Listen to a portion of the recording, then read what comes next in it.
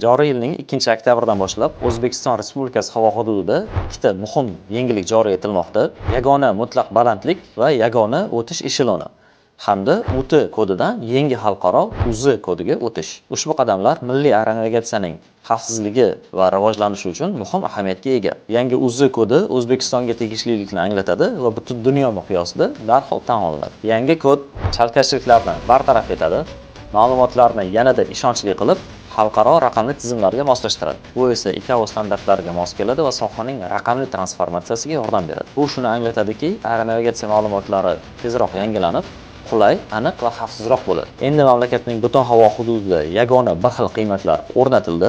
O'tish joyining mutlaq balandligi 13 000 fut va o'tish esheloni 150-eshelonda belgilandi. Bu uchuvchilar va dispetcherlarning ishini osonlashtiradi, radioseanslar va tartib-qoidalar sonini kamaytirib, havodagi harakatni boshqarishni aniqroq qiladi. Ushbu texnologiyalar parvozlarni nafaqat xavfsizroq, balki tejamkorroq qilib, yoqilg'i sarfi va atmosferaga chiqindilarni kamaytiradi. Shunday qilib, UT kodidan yangi xalqaro UZ kodiga o'tish hamda yagona o'tish balandligi va o'tish eshelonini joriy qilish muhim strategik qadamlar bo'lib, ular nafaqat O'zbekiston Respublikasining global aviatsiya tizimidagi mavqeini mustahkamlaydi, balki havo hududimizni xalqaro aviakompaniyalar uchun yanada qulay va jozibador qiladi. Eng asosiysi, bu o'zgarishlar parvozlar xavfsizligini oshirishga xizmat qiladi.